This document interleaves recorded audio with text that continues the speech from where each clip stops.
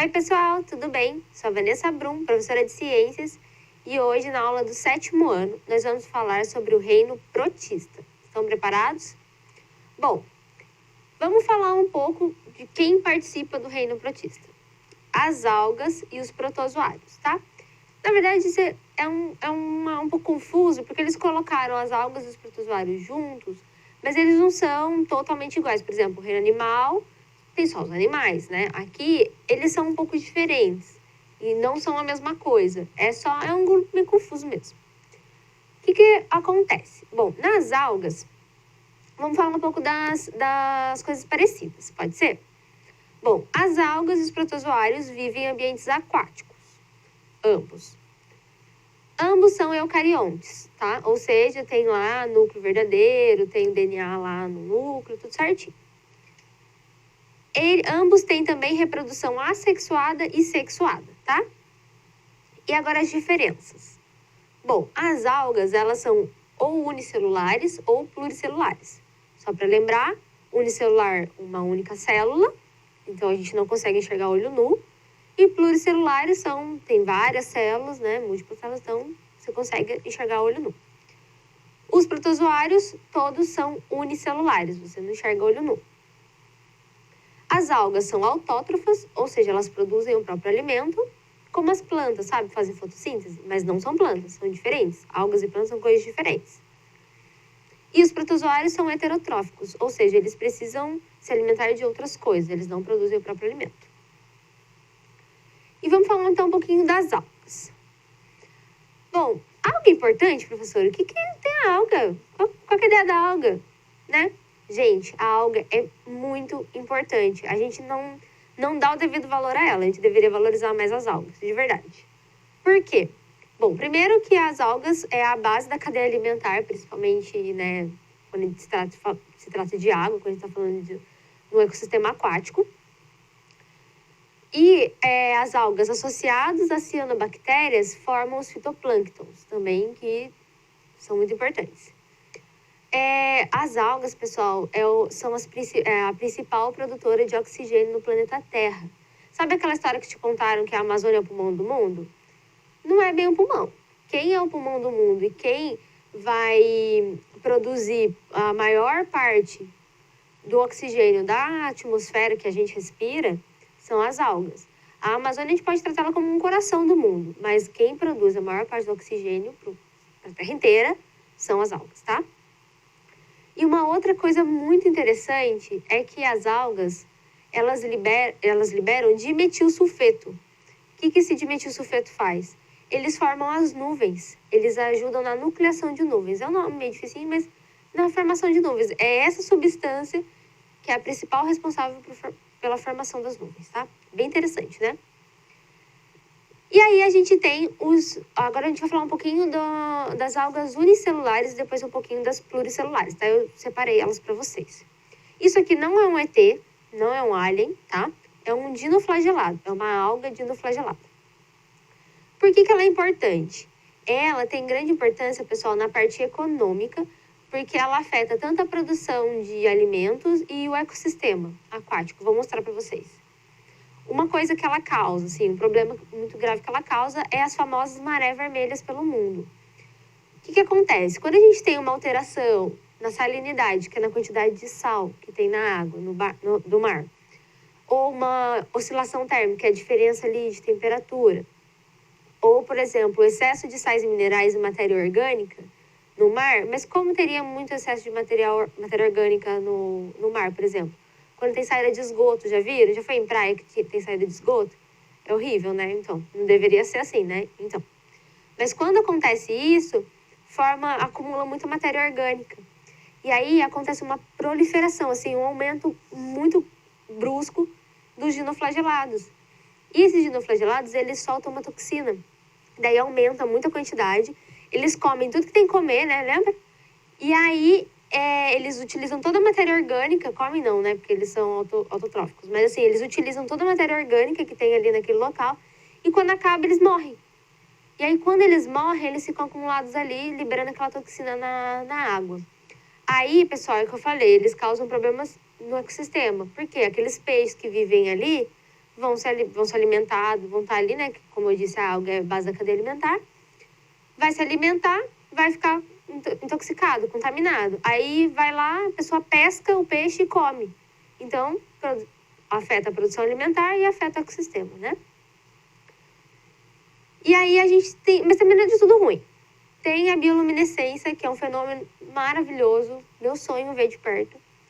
Que é... Como que acontece? É um processo bioquímico onde a alga, ela oxida uma proteína chamada luciferina através de uma enzima ela oxida uma proteína chamada luciferina. É que os nomes é parecido, por isso que eu vou devagar.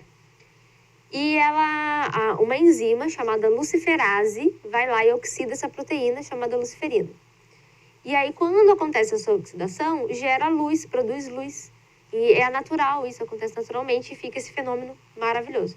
Então, a proteína luciferina é oxidada pela enzima luciferase. Mas você não precisa saber esse nome. É só para você entender que ocorre um fenômeno muito diferente ali, muito legal, né? E aí a gente tem um outro tipo de alga chamado de diatomáceas. Essas são as unicelulares, tá? Só relembrando. Bom, qual que é a característica da diatomácea? A gente chama ela de alga de vidro porque ela tem essa aparência mesmo, parece uns vidros, né? Bem interessante. E por que ela tem essa aparência? Porque ela tem um revestimento de sílica. E é muito importante para a economia. E tem uma coisa no final que, quando eu estiver terminando de falar de diatomácea, você vai ficar bobo de ver. Pode passar, por favor. Bom, as diatomáceas, o que acontece? Você viu aquele revestimento de sílica, parece de vidro? Então, quando a alga morre, essa carapaça, esse revestimento de sílica, ele se deposita no fundo do lago, do mar, onde ele está. E aí ele vai formar os diatomitos, que são esses sedimentos de carapaça que vão se formando lá no fundo, né, do mar, do lago. E essa substância, ela vai formar rochas de diatomitos, que são chamadas de diatomitos também, né? E aí eles retiram essas rochas para formar tijolo, para fazer isolante térmico, produzir filtro. É muito utilizado assim nessa parte econômica, tá? Ou também eles usam como substância abrasiva na limpeza ou até mesmo em higiene bucal, por exemplo, fazem pasta de dente, para fazer clareamento. É super legal esse pozinho aqui, ó. E lembra que eu falei que ele vai se depositando no fundo? Só que dependendo da condição climática da época, ele vai ficar com camadas diferentes. E através disso, observando essas camadas, a gente consegue saber quais foram as condições ambientais do período que a gente está estudando, da época que a gente está estudando, entendeu? Então, ou daqui a muitos anos vão estudar como estava agora, como foi, por exemplo, esse processo de aquecimento global, no que ocasionou. Então, é muito interessante para estudar isso também, tá? Pode passar, por favor. E tem uma curiosidade muito legal sobre esses diatomitos. O que acontece? Lembra que eu falei que ele fica lá no fundo do lago? Então, lá no continente africano, na região de Baudelaire, é uma depressão que tem lá, chamada Depressão de Baudelaire. Lá, há 1000 anos atrás, literalmente, mais ou menos esse período assim, tinha um lago chamado Mega Lago Chad. Eu nem sei se é assim que fala em português, tá, pessoal? Mas é Mega Lago Chad. Era um lago gigantesco, assim, muito grande. E aí, ele secou. E ficou lá no fundo essas diatomáceas, né, as carapacinhas lá, os diatomitos, formando os diatomitos. E aí, lá, vocês sabem que lá no continente africano tem o Saara, e aí tem uma rota de vento lá, que ele pega essa substância que está no chão, esse diatomito, e arrasta, atravessa o Oceano Atlântico, sai do continente africano e chega aqui na América do Sul. E ele vai fertilizar todas as bacias do Amazonas. Então, olha que interessante, são quase 27 milhões de toneladas de areia, né, entre aspas, que sai lá do continente africano e chega aqui no Brasil e fertiliza a bacia do Amazonas. Não é incrível? Tem na próxima imagem aqui, olha que interessante. Olha só, aqui a gente tem o continente africano, aqui perto do Saara, e olha essa nuvem de areia vindo aqui para o Brasil, pessoal. Não é incrível? Como que uma nuvem, pensa numa nuvem de vento atravessando o Oceano Atlântico. É magnífico isso. E a gente tem essa fertilização, tudo da Amazônia, por causa disso. Então é muito sensacional pensar na magnitude disso, né, gente? E aí agora a gente vai entrar um pouquinho nas pluricelulares, saindo das unicelulares, falando das pluricelulares, tá? A gente tem basicamente 3 tipos. As feófitas ou feofitas, eu gosto de chamar de feófitas, eu acho que fica mais gostoso de falar. Tem as rodófitas e depois a gente tem uma outra que eu vou mostrar para vocês. Bom, e as clorófitas, desculpa. As feófitas são as algas pardas. É uma substância muito retirada das algas pardas, né, das feófitas, é a algina. E ela é utilizada como espessante, né, em alimentos e estabilizante também nos alimentos. Mas uma curiosidade muito legal das feófitas é as florestas de kelps. Como assim, né? Kelps é um tipo de alga, de feófita, de alga parda. Só que ela chega, pessoal, a 60 metros de comprimento. É literalmente uma floresta. Só que embaixo da água. Imagina que incrível se nadar lá, assim, deve dar um pouco de medo, né? Mas deve ser, nossa, magnífico. Nadar aqui, imagina que gostoso. Queria. Pode passar. E aí a gente tem as rodófitas, que são as algas vermelhas. Elas também são utilizadas na produção de agar e ela substitui a gelatina que é feita com tutano de boi, né, do osso de boi. Então, o pessoal que não gosta de comer nada de origem animal, é uma saída muito interessante, muito legal.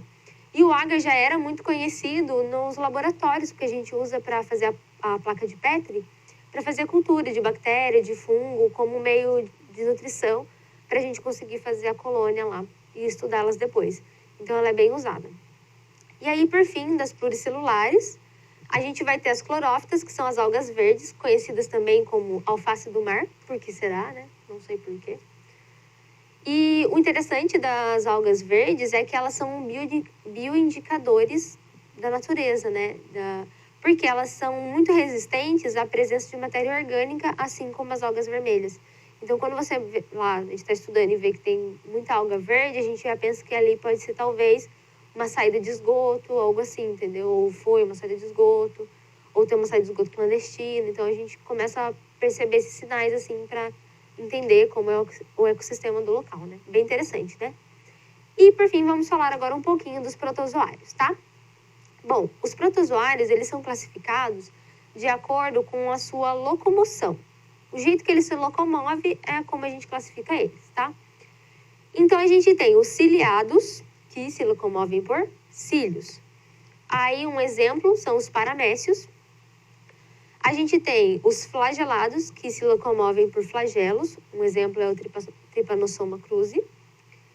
A gente tem os risópodes, que se locomovem por pseudópodes, como a ameba, por exemplo. Então, elas projetam uma estrutura do seu corpo para poder se locomover.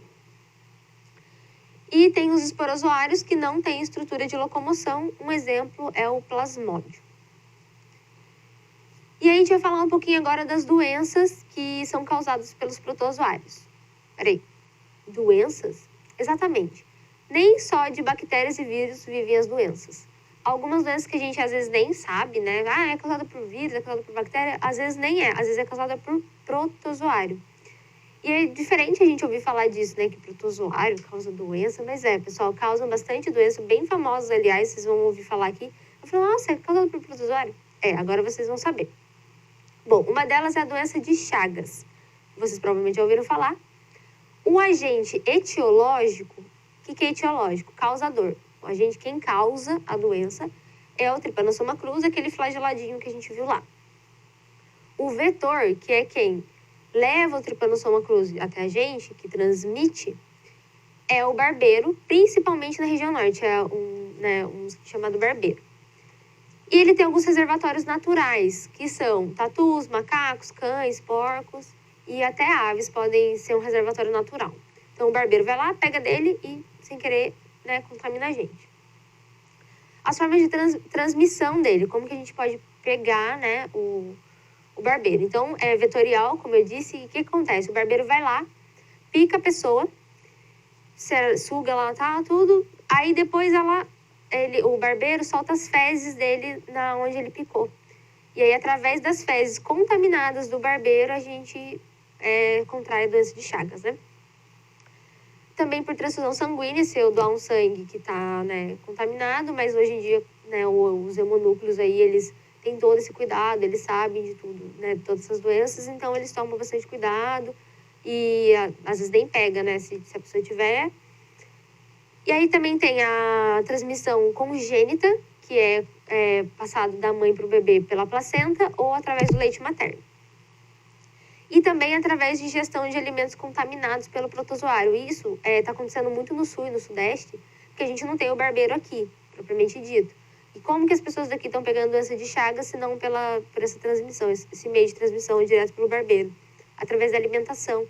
A gente, por exemplo, pega açaí, e se ele não for, quando ele for processado, ele não for pasteurizado, você pode ter doença de Chagas. Então, é bom sempre ficar atento na origem do açaí que você está tomando, tá? É um exemplo que tem causado bastante tumulto em São Paulo, assim, em relação à doença de Chagas. Aí, a doença de Chagas tem algumas fases e alguns sintomas, tá? A fase inicial, você tem febre e hepatoesplenomegalia. É um nome bem difícil, hepatoesplenomegalia, que basicamente é inchaço do fígado e do baço, tá?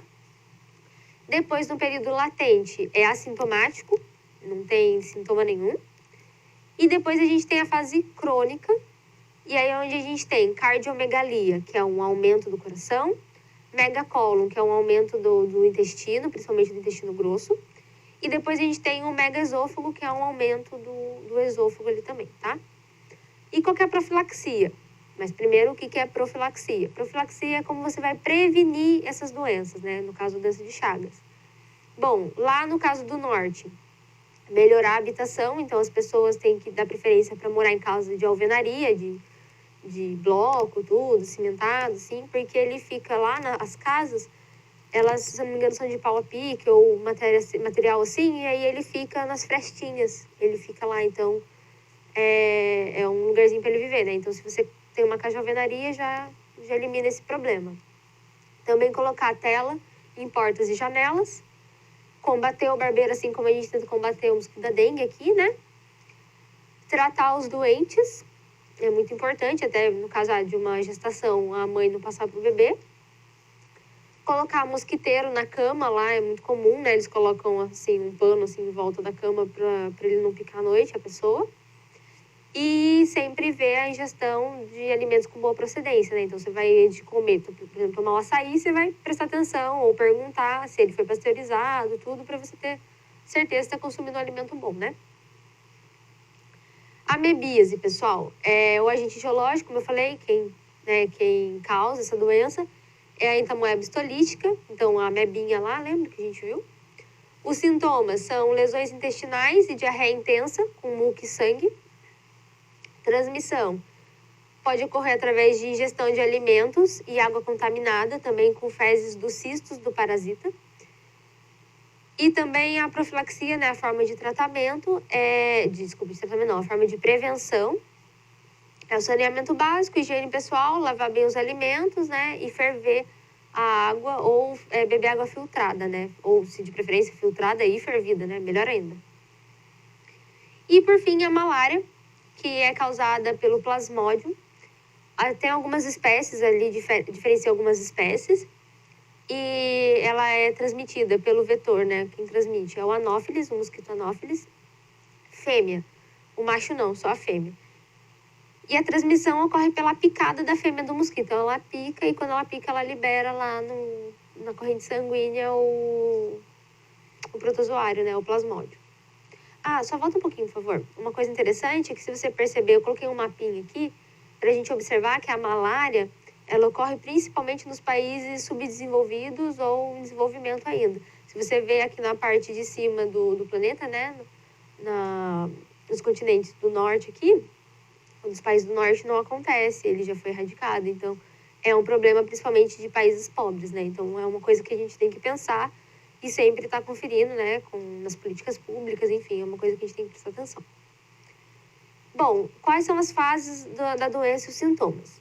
Ela é assintomática nos primeiros 15 dias, então depois que você é picado, nos primeiros 15 dias você não sente nada. Mas depois, na fase sintomática, você começa a ter os acessos maláricos, que é bem chamado, assim, famoso. Que é febre periódica e sudorese, que é ficar suando muito, assim, aquele suor de febre, sabe? Febre muito alta. Hepatoesplenomegalia, como eu já falei, que é aumento do fígado e do baço. E anemia também.